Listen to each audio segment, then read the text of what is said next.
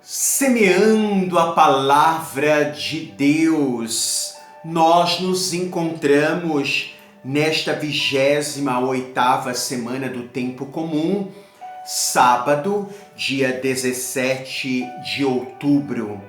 Celebramos o bispo e mártir Santo Inácio de Antioquia. Proclamação do Evangelho de Nosso Senhor Jesus o Cristo, segundo São Lucas.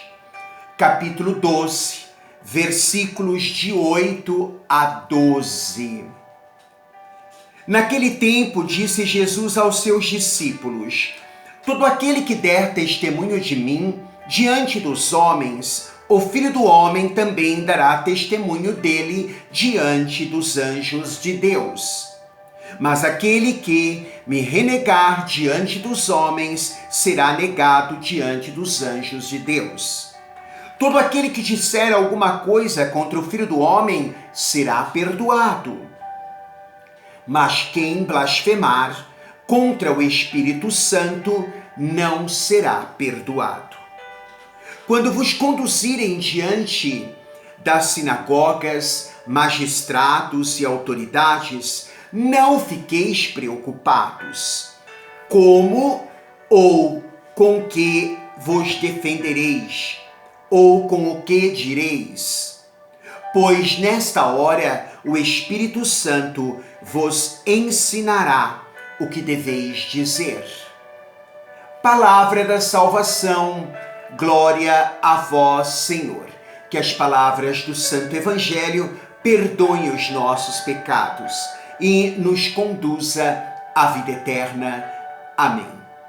Louvado seja nosso Senhor Jesus Cristo, para sempre seja louvado, com sua mãe, Maria Santíssima, assim seja. Meus amados, queridos filhos e filhas, Igreja de nosso Senhor Jesus Cristo, Jesus foi concebido pelo Espírito Santo.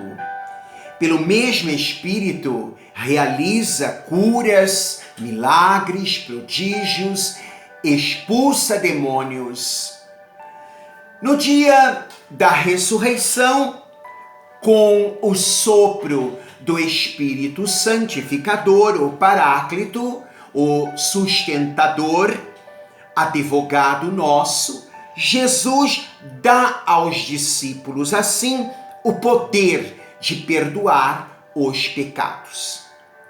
Antes de enviá-los a evangelizar o mundo inteiro, recomenda-lhes que esperem na cidade, na sala de cima, até serem revestidos da força do alto. Muito bem. Blasfemar contra o Espírito Santo não se recebe, não se tem perdão. Ora, blasfemar contra o Espírito Santo o que é? É negar a bondade da ação libertadora do Espírito Santo, da ação libertadora de Deus em Jesus, por Jesus, com Jesus. Blasfemar contra o Espírito Santo é negar completamente a graça, não é? É atribuir aos poderes do mal o que na verdade é obra divina, é obra de Deus. Assim, é atribuir, podemos dizer, aos poderes malignos o que na verdade é obra divina. É não aceitar Jesus com a graça do Espírito Santificador que derrama sobre nós, ele que foi e é o enviado do Pai, o enviado de Deus, o Cristo, o Messias, o Salvador, o nosso libertador. Blasfemar então contra o Espírito Santo é querer eliminar da nossa vida a presença, a graça de Deus, eliminar o motor, assim, do reino de Deus e da vida da igreja. O Espírito Santo é chamado de hóspede divino. O Espírito Santo é chamado de alma, não é? Da igreja. Por isso, negar, blasfemar contra o Espírito Santo de Deus é logo nós, então, negarmos completamente toda a ação divina na nossa vida. É dizer um não no qual nós renunciamos, abjuramos contra a presença amorosa de Deus na nossa vida. Belo é o Evangelho em que também nos diz que diante dos tribunais, os cristãos que eram perseguidos e que são perseguidos, sempre teremos a assistência do Espírito Santo que vai ensinar o que devemos dizer. Isto é, como devemos também nos comportar, nos portar. O Senhor desperta a nossa fé e a nossa esperança nele. Jesus nos antecipa que nós teremos sim que comparecer ante os tribunais por causa do nome dele.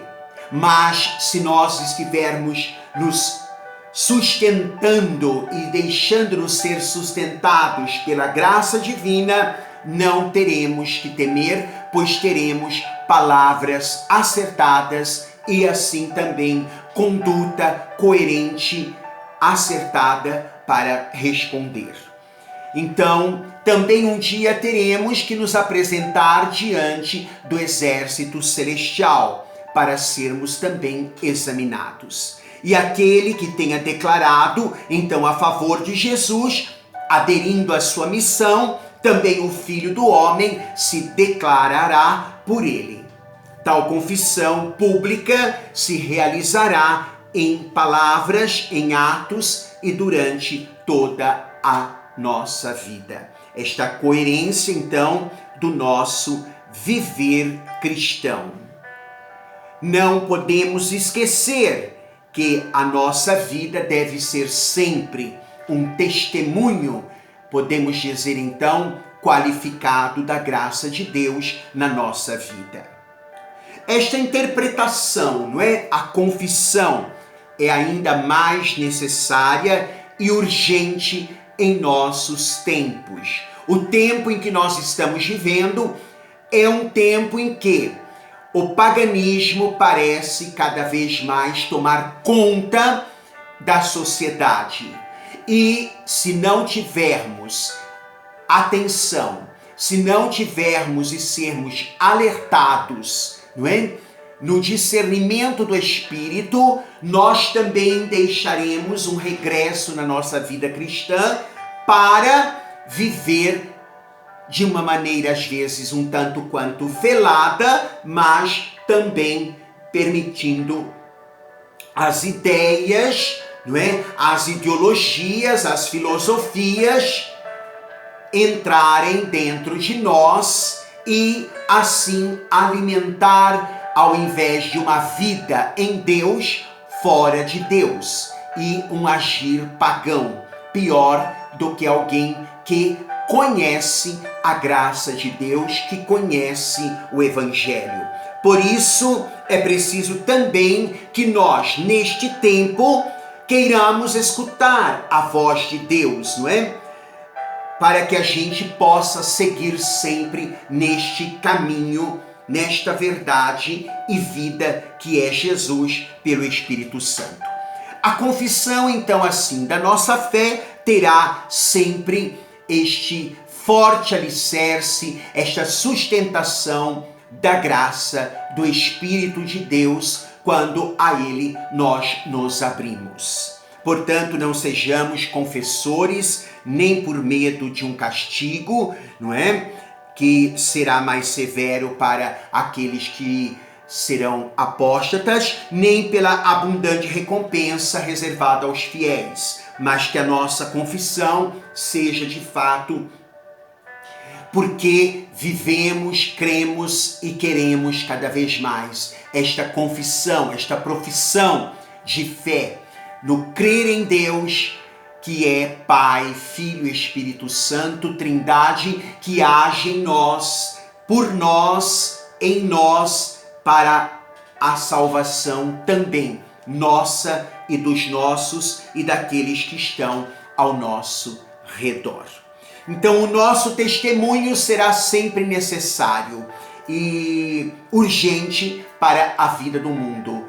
Nós vamos ter que sempre levar Deus. Nós teremos que sempre estar sendo a martiria, a testemunha de Deus, da doutrina de Deus, e não a minha doutrina, o meu pensar, o meu conceito das coisas, o meu jeito de ver. Por isso, peçamos sempre ao Espírito do Senhor, que tudo revela e mostra e ensina, para que a gente possa viver sempre pautado na graça de Deus. Deus não se contenta com a fé interior. Ele pede a confissão exterior. Ele pede, não é? Exige de nós esse comprometimento no anúncio de forma pública, isto é, o testemunho de nosso próprio viver, deixando-nos assim, ou melhor, deixando-nos assim, não é?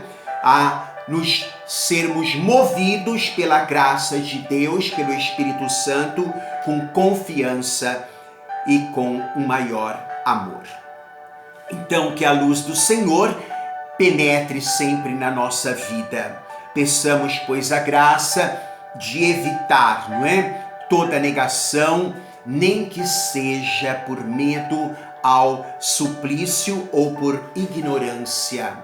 Que nós possamos ter uma fé viva e não uma fé estéril. Que queiramos evitar sempre aquilo que nos tire da graça de Deus, e o Espírito Santo sempre possa assim sussurrar, não é? No nosso coração, nos nossos ouvidos, para que nós possamos viver em Deus, ficar em Deus e por Deus sempre agir em nome de Jesus. Em nome do Pai, Filho e Espírito Santo. Amém. Até o meio-dia deste sábado, esta liturgia.